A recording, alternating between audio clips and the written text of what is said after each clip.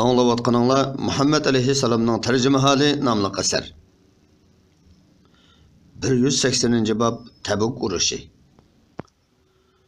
Peygamber Aleyhisselam Rumluqlarning musulmonlar bilan urushish uchun tayyorlanayotganligini angladi. Bu chaq qahatchilik va qattiq issiq bo'layotgan mevalar pishay deb qolgan mezgil edi. Kishilar bog'larda sayidab o'tirishni xohlaydi. Peygamber Aleyhisselam musulmonlarni hozirlik ko'rishga buyurdi. O bu qatimqi urushdan ilgirki urushlarda dushmanga tuyg'uzmaslik uchun urushga chiqishni ashkora jakarlamaydi. Lekin yo'l uzun, dushman ko'p bo'lganlikdan kishilarning yaxshi tayyorlik qilib olishini ko'zda tutib, bu qatim ashkora jakarladi. Makkaga va arab qabilalariga odam avatib, ularni safarbarlikka chaqirdi. Baylarni kambag'allarga yordam berib, ularni jabd tutishga buyurdi. Shuning bilan Osman ibn Affan 10 ming dinar, yana hamma jabduqlari bilan 300 tuga va 50 ot i'ona qildi. Payg'ambar alayhisalom: "Ey Alloh, Osmondan rozi bo'lgin, men uningdan rozi", dedi. Abu Bakr 4 ming dirhamga teng barliq milini i'ona qildi. Payg'ambar alayhisalom uningga: "Bola chaqalaringga biror narsa qoldirdingmi?" dedi. Abu Bakr: "Ularga Allohni va uning payg'ambarini qoldirdim", deb javob berdi. Umar ibn Xattob malining yarmini i'ona qildi. Abdurrahman ibn Avf 100 o'qiya oltin i'ona qildi. Abbos bilan Talhamu nurg'un mol i'ona qildi. Osim ibn Adi 70 tuga xurma i'ona qildi. Ayollarmu butun ziynat buyumlarini i'ona qildi. Peygamber Aleyhisselam'a sahabelerinin ulemalaridan 7 kişi kelib, özlerini jabd etishni so'radi. Peygamber Aleyhisselam ularni jabd etishga qodir emasligini aytganda, ular jabdonish xarajati topolmaganlikdan qayg'urib, ko'zlari yosh holda qaytib ketishdi. Ulardan 3 kishini Osman jabd etdi. 2 kishini Abbos jabd etdi. 2 kishini Yamin ibn Amir jabd etdi. Kishilar toplanib bo'lgandan keyin Payg'ambar alayhisalom 30 ming kishilik qo'shin bilan otlandi. O'rniga Madinada Muhammad ibn Maslamani, oilasiga qarashqa Ali ibn Abi Talibni qo'ydi. Abdullah ibn Ubay boshchiligidagi nurg'un munofiqlar otlanmay qilib qoldi. Ular Muhammad issiqda jafo chekib, yiroq yerga borib, Rumluqlar bilan urush qilmoqchi bo'lyapti. Rumluqlar bilan jang qilishni o'yinchoqlayotdi. U uzunga qolmay sahobalar bilan orqalariga bog'lanib asir bo'ladi, deyishdi. Munofiqlar Payg'ambar alayhisalom va uning sahobalari to'g'risida og'ziga kelganini deyishdi. Payg'ambar alayhisalom ularning so'zlarini anglab, bu so'zlarni surishtirishga Ammar ibn Yasirni avatdi. Ular: "Biz chaqchaqlashib va o'ynashib turlik paranglarni silishgan edik", deb javob berishdi. Jad ibn Qayshdek bir guruh kishilar o'zlarining qo'shindan qilib qolmoqchi bo'layotganligi uchun Payg'ambar alayhisalomga o'zlari aytmoqchi bo'ldi. Ular kelib: "Ey Rasululloh, bizga qilishga ruxsat bergin. Chunki biz Rumluqlarning ayollarini ko'rsak, sabr qila olmay gunoh qilib qo'yamiz", dedi. Sahroliklardan bir qism kishilarmi ojizliklarini yoki xarajatdan qisiladiganliklarini aytib, chiqmaslikqa ruxsat so'ragan edi. Ularga ruxsat berildi. Shuningdek, ruxsat so'ragan nurg'un munofiqlarga ruxsat berildi. Alloh Payg'ambar alayhisalomning mundaq ruxsat berganligiga koyib, Qur'ondagi mana oyatni nozil qildi. "Ey Muhammad, Alloh seni kechirdi. O'zirsida rostchilar sana aniq bo'lmaguncha va sen yolg'onchilarni bilmaguncha nimishqa ularga chiqmaslikqa ruxsat berding?" Sura Tavba 43-oyat. Ondan mazkur munofiqlar haqida Alloh mundaq dedi: "Ey Muhammad, sendan faqat Allohga va oxirat kuniga ishonmaydigan ham dilida gumoni bor kishilarla ruxsat so'raydi. Ular o'z gumonida tangirqab yuriydi." Sura Tavba 45-oyat. Ondan Alloh taolo munofiqlarning o'zlarining yolg'onligini bayon qilib mundaq dedi: "Agar ularning jihodga chiqish niyati bo'lsa, Albatta onunğa to'liq tayyorlik qiladi. Lekin Allah ularning chiqishini yoqtirmadi. Şoňa ularni jihatga chiqishdan to'xtatib qo'ydi. Ularga uylarida qilib qolg'uvchilar, ya'ni ayollar, kichik bolalar, ojizlar bilan birga qilinglar deyildi. Sura Tövbe 46-oyat. Ondan munofiqlarning qilib qolganligidan musulmonlarning qayg'urmasligi uchun Allah mundaq dedi. Agar ular sizlar bilan birlikda chiqqan bo'lsa, aranglarda faqat fitna fasodni ko'paytadi. Aranglarga bilgunchilik selish uchun cho'qim suxanchilik qiladi. Aranglarda ularning ko'z quloqlari bor. Allah undaq zolimlarni obdan bilguchidir. Sura Tövbe 47-oyat. İmanida shak yo'q, bir guruh musulmonlarni qoldirildi. Ka'b ibn Malik, Hilal ibn Umayya, Mirara ibn Rabi ve Ebu Cüseymeler şularning jumlasidan edi. Payg'ambar alayhisalom Ali'ni qoldirganda munofiqlar Ali so'ralma bo'lganlikdan Payg'ambar alayhisalom uni tashlab ketdi degandek gaplarni qilishdi. Ali Payg'ambar alayhisalomning qashig'i berib munofiqlarning so'zidan shikoyat qildi. Payg'ambar alayhisalom Aliga Harun payg'ambar Musa payg'ambarga qandoq yaqin bo'lsa, sen menga shundoq yaqin bo'lganligingdan mamnun bo'lmamsan dedi. Payg'ambar alayhisalom qo'shin bilan otlandi. Qo'shinning cho'ng alimini Abu Bakr Siddiqqa tutqizdi. Rasulullohning eng oxirgi urushda alamni Abu Bakrga tutqizishida va oilasiga qarashqa Alini qoldirishida cho'nqur donolik bor ediki, bu anglag'uvchilarga tushunishlikdir. Payg'ambar alayhisalom alamni taqsim qildi. Muhojirlarning alamini Zubayrga, Avsning alamini Usayd ibn Huzayrga, Xazrajning alamini Hubab ibn Munzirga tutqizdi. Qo'shin Samud qavmining yurti Hijr degan yerdan o'tganda Rasululloh sahobalarining Allohning buyuk qudratidan qo'rqib, ta'sirlanishlari uchun ularga halak bo'lgan kofirlarning makonlariga yig'izar bilan kiringlar dedi. Abbad ibn Bishir qo'shinning ko'zatchiligiga qo'yildi. Abu Bakr qo'shinga imomlikqa tayinlandi. Qo'shin Tabukka yetib bordi. Bu chaqda Tabukda avotliqdan asar yo'q edi. Payg'ambar alayhisalom Muaz ibn Jabalga umring bo'lsa, mushu yerlarning bog'i bo'stonliq bo'lib ketganligini ko'rasan dedi. Keyin Payg'ambar alayhisalomning deganidek bo'ldi. Qo'shin bu yerda orom ilib turganda Abu Haysama yetib keldi. Uning bu yerga kelishining jarayoni mundoq bo'ldi. Abu Haysama issiq bir kuni oilasiga kirgan edi. Ikki xotini bog'chisida uningga 2 satma tayyorlab qo'ygan va sovuq suv, tamoqlarni hazırlab qo'ygan edi. Kun to'liq issiq edi. Abu Haysama bularga qarab, Rasululloh mundaq issiqda jafo chekyapsa, mening daraxt soyasida go'zal xotinlarning quchuqida suv ichib yetishim munosib emas deb o'ylab, ikki xotiniga Alloh bilan qasamki, hech biringlarning satmasiga kirmay, Rasulullohning orqasidan qo'g'lab yetaman. Menga ozuq hozirlab beringlar dedi. Ular ozuq hozirlab bergandan keyin Abu Haysama qilich najlarini olib, tugasiga minib yo'lga chiqdi. U Payg'ambar alayhisalomga Tabukda yetishib oldi. 181-bob Ayla hokimining kelishi. Payg'ambar alayhisalom Rumliqlarning urushga hozirlanayotganligini anglagan bo'lsa-mu, lekin Tabukda dushman qo'shinini ko'rmadi.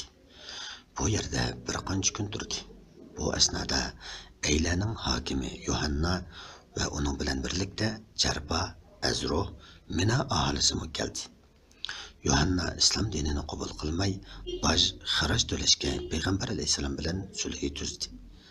Rasululloh uningga tuvandigacha ahdinoma yozib berdi.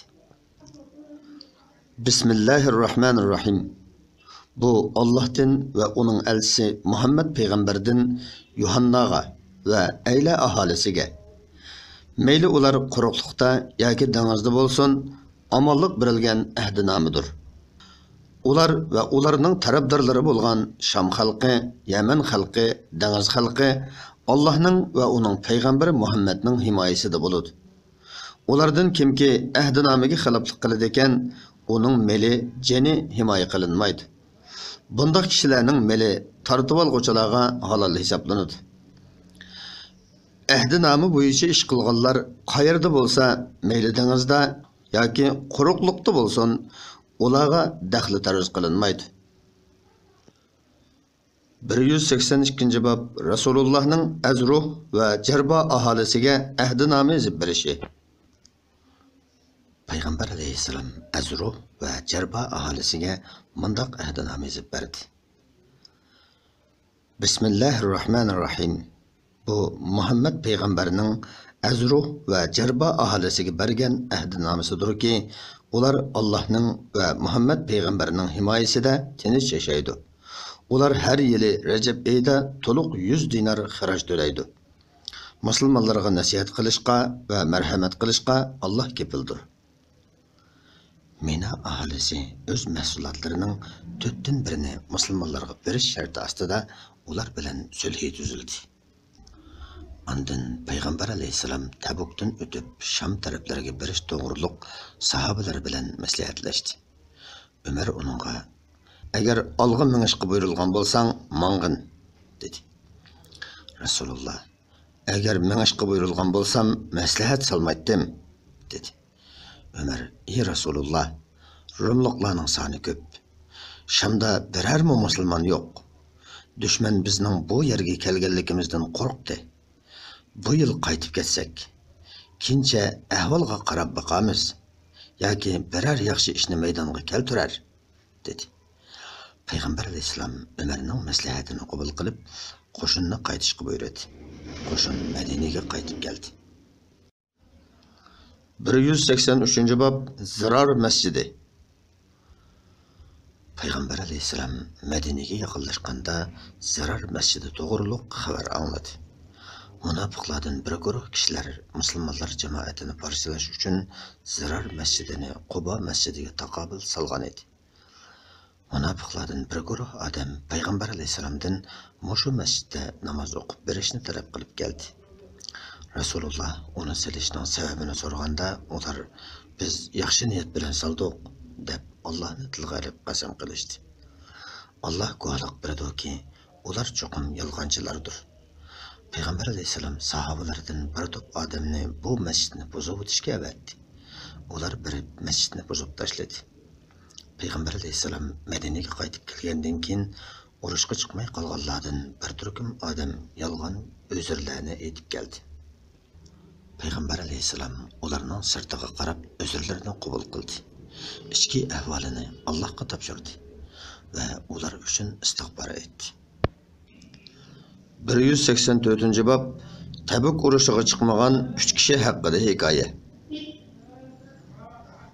Payg'ambar alayhissalomga Ka'b ibn Malik Hazraji, Mirara ibn Rabi Avsi va Hilal ibn Umayya Avslar kelib xatoliklarini iqror qildi. Ka'b Rasulullohning oldiga kirganda Rasululloh so'g'uqqina kulimsirab, "Nimishqa qilib qolding?" deb so'radi. Ka'b ey Rasululloh, senden boshqa odamning oldida bo'ladigan bo'lsam, gapdalligim bilan biror uzr aytib, uning g'azabidan qutulatdim. Lekin Alloh bilan qasamki, bugun men sana yolg'on gap qilib, roziligingni olganim bilan Allohning g'azabiga uchrashim mumkin. Rostimni aytsam, menga xafa bo'lasan. Allohning afv qilishini umid qilamanki, urushga chiqmaslikqa hech qanday asosim yo'q edi, dedi. Payg'ambar alayhissalom uningga rostini deding. Tur, Allohning hukmini kutgin, dedi. Ka'bning ikki hamrohimu Ka'bga o'xshash rostini aytdi. Rasululloh ularga Ka'bga qilgan so'zni qildi. Ularni musulmonlar bilan so'zlashishdan va oralashishdan chekladi. Ularga xotinlari bilan oralashmaslikni buyurdi. Hilal ibn Umayyaning ayoli o'z erining xizmatchisi yo'q, qari ekanligini ko'zda tutib, uning xizmatida bo'lishga ruxsat so'radi, uningga ruxsat berildi. Ular mushu ahvolda qolganlikdan o'zlariga keng zamin tor tuyuldi. Yuraklari siqildi. Faqat Allohdan boshqa panoh yo'qligini bilishdi.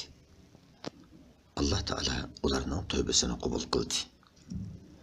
Payg'ambar alayhissalom ularga odam avatib, Allah'ның bu çoğun nimeti bilen bisharat berdi. Top kişiler ularninkiga berib, ularning tövbesini Allah'ның qabul qilganligi uchun ularni tabrikladi. Ka'b masjidga kirganda Rasululloh uni xushallik bilan qarshi olib, "Ey Ka'b, sana o'tgan umringdagi eng yaxshi kun bilan bisharat beraman" dedi. Ka'b, "Bu bisharat sen tarafdanmi, Alloh tarafdanmi?" deb so'radi. Rasululloh, "Alloh tarafdan" deb javob berdi. Ka'b, "Ey Rasululloh, mening tövbemning qabul qilinganligi uchun butun melimni Alloh va Rasululloh uchun sadaqa qildim" dedi. Payg'ambar alayhisalom, "Bir qism melingni olib qolgan, o'zingga lozim bo'ladi" dedi. Ondan Rasululloh ularning tövbesi to'g'riliq nazil bo'lgan mono oyatni o'qib berdi. Jihadga chiqmagan 3 kishining tövbesini Alloh qabul qildi. Shuncha keng zamin ularga tor tuyulgan. Ularning ishi siqilgan. Ular Allohga tövbe qilmay turib, Allohning g'azabidan qutulish mumkin emas ekanligiga ishongan edi. Ondan ularning tövbe qilguvchilardan bo'lishi uchun Alloh ularni tövbega muvaffaq qildi.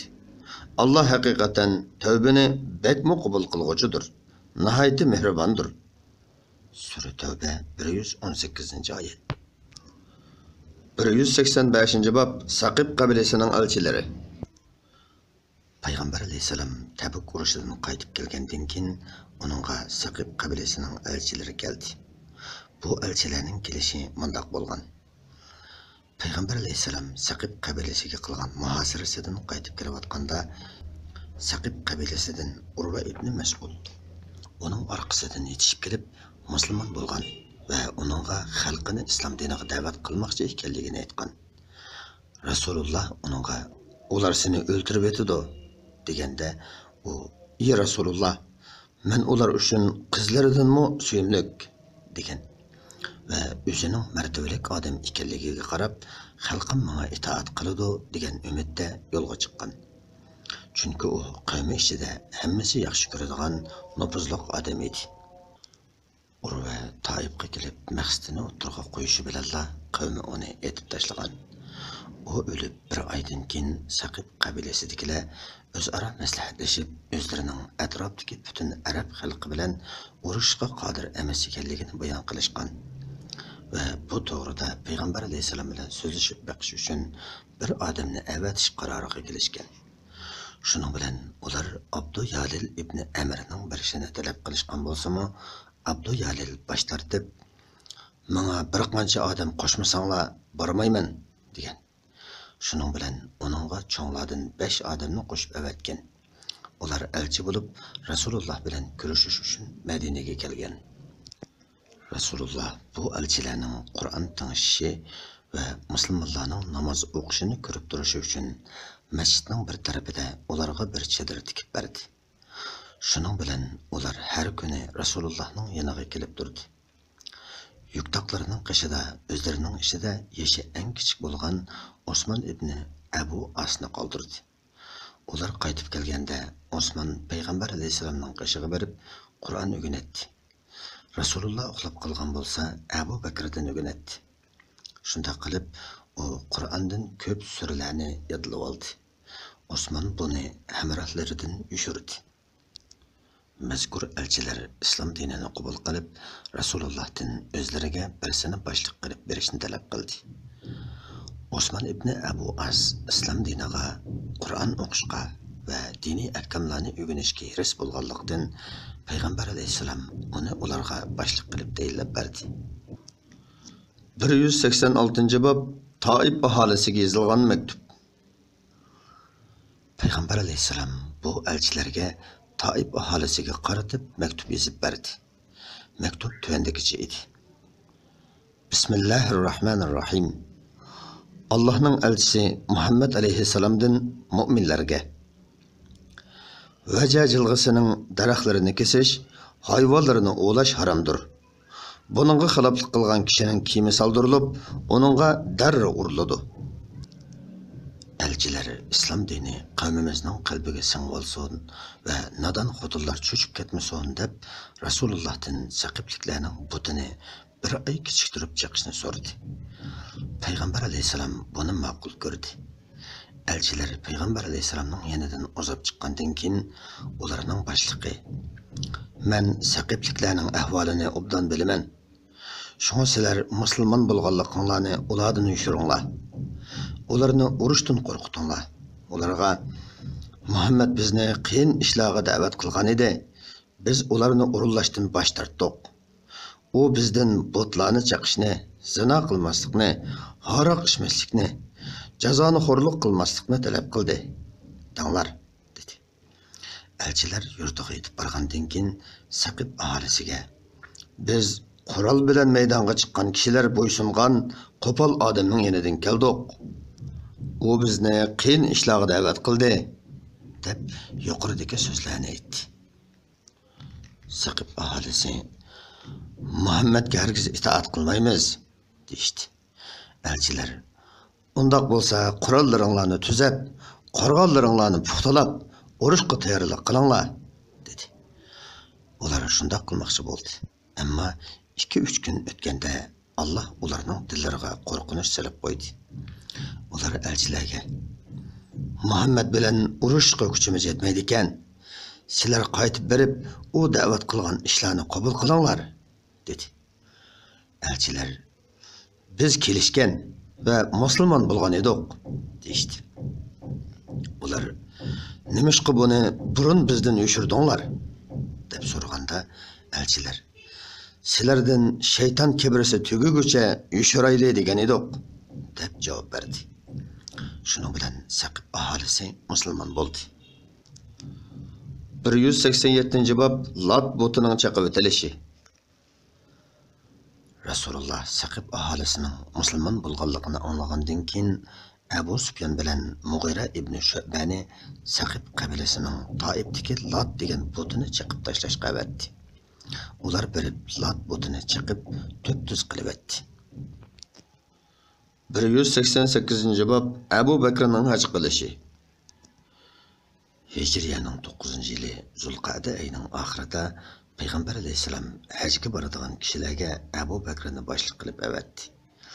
Abu Bakr Madinadan 300 kishi bilan atlandi. Qurbonlik qilish uchun Rasululloh bergan 20 tuguni o'zi uchun 5 tuguni olib mangdi. Abu Bakr atlanib ketgandan keyin Rasulullohga Qur'ondagi Baroat surasining bosh tarafi nozil bo'ldi. Rasululloh Hajjul Akbar cho'ng haj kunida bu so'zini kishilarga yetkazish uchun "Buni menga vakolatan mening oilamga mansub odam yetkazadi" deb Alini avatdi. Ali yo'lda Abu Bakrga yetishib oldi. Abu Bakr Alidan: "Rasululloh hajga seni yetakchi qilib avatdimi?" deb so'radi. Ali: "Yo'q, meni kishilarga Baroat surasini yetkazish uchun avatdi" dedi. Kishilar Qurbon hayit kuni Munoda yig'ilgan chaqda Ali ularga Baroat surasining bosh tarafidagi 13 oyatni o'qib berdi. Bu oyatlarda va'dasida turmagan mushriklar bilan tuzilgan kelishimlarning kuchga ega emas ekanligi, ularga 4 oy muhlat beriladiganligi, ularning bu muhlat ichida xohlagan yerlariga bora oladiganligi, musulmonlarga qarshi chiqmagan va xiyonat qilmagan mushriklar bilan tuzilgan kelishimlarning muddati to'shqacha kuchga ega ekanligi bayon qilingan. Ali mazkur oyatlarni o'qib bo'lib, bu yildan boshlab Baytullohni mushriklarning va yalang'och odamlarning tavob qilishiga bo'lmaydiganligini jakarladi. 189-bob Munofiq Abdullah ibn Ubayning vafoti. Bu yilqi Zulqa'da oyida Abdullah ibn Ubay o'ldi. Payg'ambar alayhisalom uning janoza namozini o'zi o'qidi. Dafn qilingan chaqda uning qabrisi ustidami bo'ldi. Rasulullohning mundaq qilishi Abdullah ibn Ubayning o'g'li Abdullahning ko'nglini elish hamda Xazraj qabilasida Abdullah ibn Ubayning martabasi cho'ng bo'lganlikdan bu qabila xalqining dillarini moyil qilish uchun edi. Ko'ngli ko'ksikkan Payg'ambar alayhisalomning Abdullah ibn Ubayning o'limiga qilgan yaxshi muomalasini ko'rgan nurg'un munofiqlar mushu kundan boshlab munofiqlikni tashladi. Shuningdan keyin Alloh payg'ambarini munofiqlarning namozini tushirishdan man'iy qilib, Qur'ondagi mana oyatni nozil qildi. Ey Muhammad, sen ularning orasidan o'lgan har qanday bir odamning namozini hargiz tushirmagin. Depne yoki duo uchun uning qabrisi ustidami turmagan. Chunki ular Allohni va Allohning payg'ambarini inkor qildi. Ular fosiq holati bilan o'ldi. Sura Tövbe 84-oyat. Mushu yili, ya'ni Hijriyaning 9-yili Rasulullahning qizi Hazreti Osmanning ayoli Ummu Kulsum vafot bo'ldi. Hijriyaning 10-yili 190-bob qo'shin avatish. Mushu yil Rabiul Oxir oyida Payg'ambar alayhissalom Yemenning Najran degan yeridagi Abdumadan aymog'iga Xolid ibn Valid boshchiligida qo'shin avatib, ularni islom diniga 3 qatim da'vat qilishga, bosh tortsa ular bilan urushishga buyurdi. Qo'shin yetib berib, otliqlarni taraf-tarafga avatib, "Musulmon bo'lsanglar omon bo'lasizlar" deb ularni islom diniga da'vat qildi. Shuning bilan Abdumadan aymog'ining kishilari to'p-to'p bo'lib islom diniga kirdi. Xolid ularga islom dinidan va Qur'ondan ta'lim berdi. Shuningdek, Rasulullohga ahvolni ma'lum qilib xat yozdi. Rasululloh Abdumadan qavmiga elchi talab qilib odam avatdi. Payg'ambar alayhissalom ulardan kelgan elchilar bilan ko'rishib, "Jahiliyat davrida sizlar bilan urush qillar ustidan nima bilan g'alaba qilatdinglar?" deb so'radi. Elchilar, "Hammamiz umidiq, bir yoqadan bosh chiqaratdik, kishilarga tajovuz qilmaydik" deb javob berdi. Payg'ambar alayhissalom, "Rost aytdinglar" dedi va ularga Zayd ibn Husaynni boshliq qilib tayinladi. 191-bob qo'shin avatish. Shu yili Ramazon oyida Payg'ambar alayhissalom Bani Muzhij aymog'iga avatish uchun Ali boshchiligida qo'shin uyushtirdi. Rasululloh Aliga o'z qo'li bilan salli yo'gab, ularning joyiga borgandan keyin shu yili Ramazon oyida Payg'ambar alayhissalom Bani Muzhij aymog'iga avatish uchun Ali boshchiligida qo'shin uyushtirdi. Rasululloh Aliga o'z qo'li bilan salli yo'gab, ularning joyiga borgandan keyin ularni bir Allohdan boshqa iloh yo'q deyishga da'vat qilgan. Buni qabul qilsa, ularni faraz namozni o'tashga buyurgan. Sen orqali Alloh biror odamni hidoyat qilsa, bu sen uchun dunyodagi hamma narsadan yaxshi. Ular oldi bilan sana urush boshlamaguncha sen ular bilan urushma, dedi. Ali yetib berib, ularni islom diniga da'vat qilgan edi. Ular buningdan bosh tortib, musulmonlarga o'q otdi. Ali qo'shinni sapras bo'lib jang qilishga buyurdi. Dushman mag'lub bo'lgandan keyin Ali urushni to'xtatib, ularni islom diniga qayta da'vat qildi. Ular bu qatim islom dinini qabul qildi. Boshliqlari Rasulullohga bay'at qildi va mollarining zakatini berdi. Ali Rasululloh Makkadagi chog'da qaytib kelib, Rasululloh bilan birlikda haj qildi. 192-bob Yamanga valiylarni tayinlash. Payg'ambar alayhissalom Yamanga o'z tarafidan valiylarni qo'ydi. Yamanning Adan tarafdagi yuqori rayoniga Muaz ibn Jabalni, tevinki rayoniga Abu Musa al-Ash'ariyni avatdi. Rasululloh ularga mundoq tavsiya qildi: "Diniy ishlarni osonlashtiringlarki, qiyinlashtirmanglar. Kishilarga bishorat beringlar. Ularni urkitib qo'ymanglar." Muazga yana mundoq dedi: "Sen ahli kitob bo'lgan xalqning yoniga ketyapsan. Ularning yoniga borgandan keyin ularni la ilaha illalloh Muhammadun Rasululloh deb iymon etishga da'vat qilgin. Ular buni qabul qilsa, Allohning musulmonlarga bir kecha kunduzda 5 vaqt namozni farz qilganligini aytqin. Buni qabul qilsa, boylarining mollaridan zakot elinib, kambag'allarga beriladiganligini aytqin. Buni qabul qilsa, zakotni ularning yaxshi mollaridan olmag'in. Mazlumlarning badduosidan saqlang'in. Mundoq duo bilan Allohning orasida parda yo'q." Muaz Rasululloh vafot bo'lguncha Yamanda turdi. Abu Musa bo'lsa Rasululloh vidolashish hajini qilayotganda Makkaga qaytib keldi. Bu qism mush yerda oxirlashdi. Diqqatinglar keyingi qismda bo'lsin.